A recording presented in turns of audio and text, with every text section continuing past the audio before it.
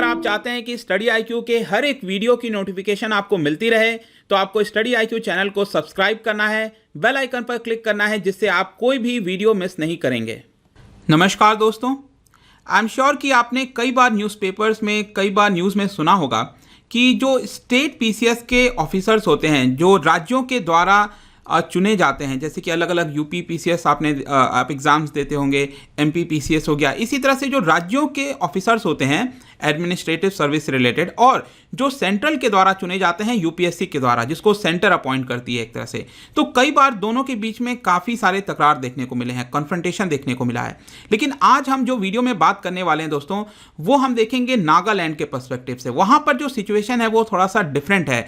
वहाँ के जो सिविल सर्वेंट्स हैं नागालैंड के, मतलब कि जो नागालैंड के सरकार के द्वारा, वहाँ के स्टेट के द्वारा जो चुने जाते हैं स्टेट PCS, उनके बीच में, और जो सेंट्रल से भेजे गए IAS ऑफिसर हैं उनके बीच में यहाँ पर कुछ प्रॉब्लम्स देखने को मिल रही है। सेंट्रल गवर्नमेंट ने कुछ कंप्लेन किया है और इसको देखते हुए वहाँ की जो सिविल सर्वेंट बॉडी है नागालैंड की, उन्होंने यहाँ पर वापस से एक पत्र लिखा है। तो ये सारे मामले हैं क्या, इसको थोड़ा सा अच्छे से जानेंगे। चलिए आगे बढ़ते हैं। मैं हूँ अंकित अग्रवाल, और अपडेट के लिए आप मुझे फॉलो कर सकते हो इंस्टाग्राम, फेसबुक और ट्विटर पर। मेरे लेक्चर की हर PDF आपको फेसबुक पर तो मिलेगी ही, प्लस साथ में आप मेरा टेलीग्राम चैनल ज्वाइन कर सकते हैं by searching Ankit Agrawal official. और अगर आप UPSC की तैयारी कर रहे हैं तो आपके लिए सुनहरा मौका है। स्टडी IQ लाया आपके लिए स्मार्ट कोर्सेज, जिसके थ्रू आप अपनी प्रिपरेशन और भी ज़्यादा अच्छे तरीके से कर सकते हैं। तो जैसा कि आप यहाँ पर न्यूज़ में देख सकते हो, नॉर्थ ईस्ट नाउ का न्यूज़ है, Nagaland civil service association clears stand on posting of non IAS officers as DCs। Basically क्या हुआ है कि यहाँ पर जो नागालैंड सिविल सर्विस एसोसिएशन है, अब ध्यान रखिएगा, ये जो एसोसिएशन है इसमें कौन से ऑफिसर हैं जो कि स्टेट गवर्नमेंट के द्वारा चुने गए हैं। वहाँ का जो एग्जाम होता है स्टेट PCS जिसको आप कहते हो, ठीक है। उन्होंने यहाँ पर आरोप लगाया है किसके ऊपर, इंडियन एडमिनिस्ट्रेटिव सर्विस, जो IAS ऑफिसर्स होते हैं जो सेंटर से आते हैं राज्य के अंदर काम करने, राइट।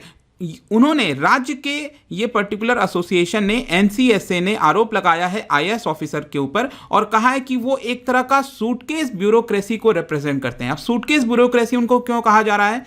उनका ये मानना है, वहाँ के जो ऑफिसर्स हैं नागालैंड के स्टेट PCS के, उनका ये मानना है कि ये जो IAS ऑफिसर्स सेंटर से आते हैं काम करने, वो कभी भी आ जाते हैं और कभी भी चले जाते हैं। मतलब सूटकेस का एक तरह से रिप्रेजेंट किया जा रहा है। सूटकेस हमेशा रेडी रहता है, जब मन चाहता है वो आते हैं राज्य के अंदर और जैसे ही मन होता है चले जाते हैं। मतलब कि उनका वो एक तरह से काम नहीं कर रहे हैं, वो एक तरह से सूटकेस ब्यूरोक्रेसी को यहाँ पर रिप्रेजेंट कर रहे हैं। मैं बता दूं कि ये जो पर्टिकुलर चीज़ कही गई है NCSA के द्वारा, उसके जस्ट एक वीक पहले सेंट्रल गवर्नमेंट ने नागालैंड के गवर्नमेंट को यहाँ पर एक पत्र लिखा और ये कहा कि आप इलीगल तरीके से नॉन IAS ऑफिसर्स को as a district collectors appoint कर रहे हैं। जी हाँ, फिर से सुनिएगा मैं क्या कह रहा हूँ। सेंट्रल गवर्नमेंट ने यहां पर एक पत्र लिखा, किसको?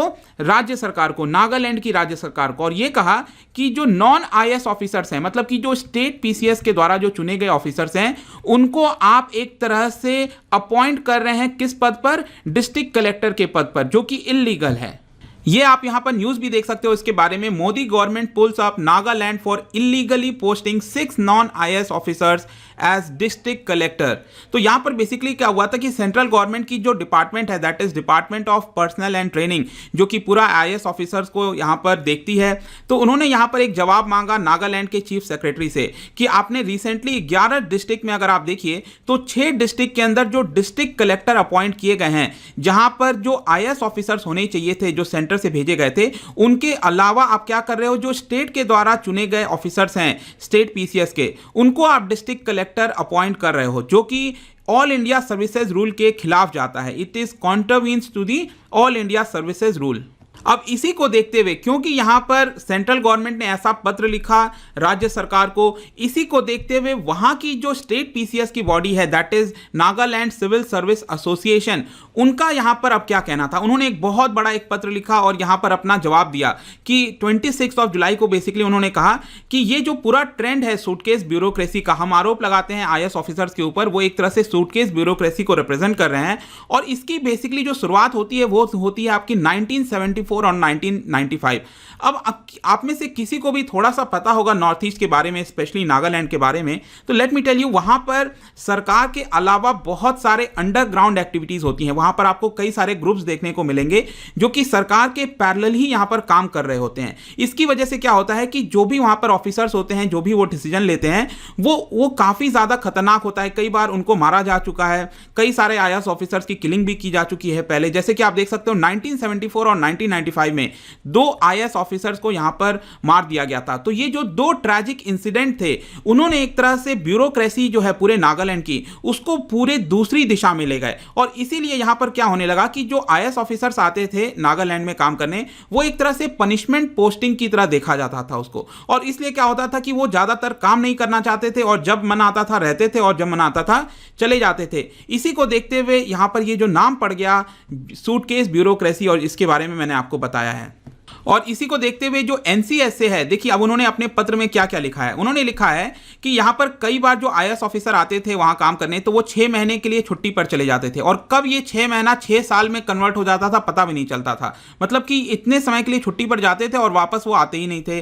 कई बार ये देखा गया है कि वो नागालैंड के बाहर डेप्यूटेशन पर गए, मतलब कि एक शॉर्ट पीरियड के लिए कोई काम के लिए गए हैं, तो डेप्यूटेशन को क्या किया जाता था और एक्सटेंड कर दिया जाता था, और वो कभी फिर वापस नहीं आते थे। ऐसा कई बार देखा गया है कि जो नागालैंड में अपॉइंट हुए आईएएस ऑफिसर्स हैं, उन्होंने ऑल टुगेदर अपना कैडर ही चेंज कर लिया है। मतलब कि अगर आपकी पोस्टिंग हुई है राजस्थान में, तो आपने अपना राजस्थान का कैडर चेंज करके किसी और उसमें करवा लिया है, क्या जिस भी तरीके से कराया हो। इस तरह की चीजें देखी गई हैं। इनफैक्ट यहां पर एनसीएसए का यह भी कहना है कि कई बार आईएएस ऑफिसर्स चले जाते थे विदाउट एनी रीजन, मतलब कि एक्सप्लेनेशन भी नहीं दिया गया है वहां की राज्य सरकार को, और वो बाहर चले गए हैं और वापस आए नहीं हैं। मतलब कि इस तरह की सिचुएशन है। इनफैक्ट कोविड-19 पैंडेमिक का भी उन्होंने एग्जांपल दिया एनसीएसए ने, और ये कहा कि यहां पर कोविड-19 पैंडेमिक के बीच में भी बहुत सारे जो आईएएस ऑफिसर्स हैं, वो यहां पर राज्य से दूर थे, वो राज्य के अंदर नहीं थे जब उनकी जरूरत थी।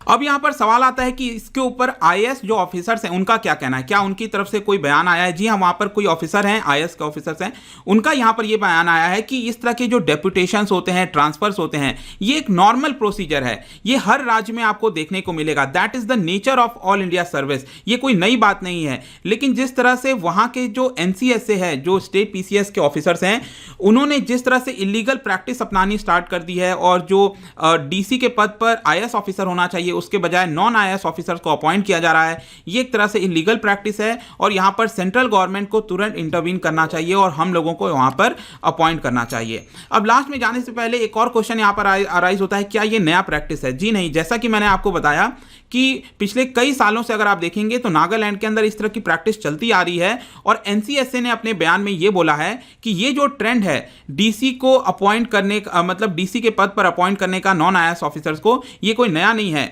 Because the situation in the state has relatively peaceful. अब कुछ सालों से क्या देखने को मिला है कि पहले जो परिस्थिति हुआ करती थी, आईएएस ऑफिसर्स को मार दिया जाता था, इस तरह की सिचुएशन अब शायद नहीं देखने को मिलती है। इसलिए अब हो सकता है कि आईएएस ऑफिसर्स जो हैं वो अपना पद संभालना चाहते हैं, अब वो वहां पर रहना चाहते हैं। एक तरह से ये पॉजिटिव डेवलपमेंट भी कहा जा सकता है राज्य के लिए, क्योंकि वहां पर पीस जो है वो स्थापित हो रही है वापस से, और क्योंकि जो आईएएस ऑफिसर्स हैं अब अपने डिसीजन को यहां पर विदाउट एनी फियर, मतलब कि पहले तो क्या होता था, कोई वो डिसीजन लेते हैं कि ये कदम उठाना है हमें, तो हमेशा उनके लाइफ के ऊपर खतरा मंडराता रहता था। लेकिन अब क्योंकि शायद उनके लाइफ के ऊपर थ्रेट नहीं है, तो हो सकता है कि शायद अब वो फ्रीली काम कर सकें, और इसलिए वो वापस से अपने डिस्ट्रिक्ट कलेक्टर और जो भी पद है वो वापस आना चाहते हैं। और यहां पर उन्होंने कुछ जस्टिफिकेशन भी दिया। एनसीएसए ने जो बताया कि जो सूटकेस ब्यूरोक्रेसी है, हम इसलिए बोलते हैं क्योंकि अगर आप अभी के हिसाब से देखेंगे at any given point of time, जो नागालैंड कैडर की स्ट्रेंथ है, मतलब कि जो आईएएस ऑफिसर्स की स्ट्रेंथ होती है किसी भी कैडर की,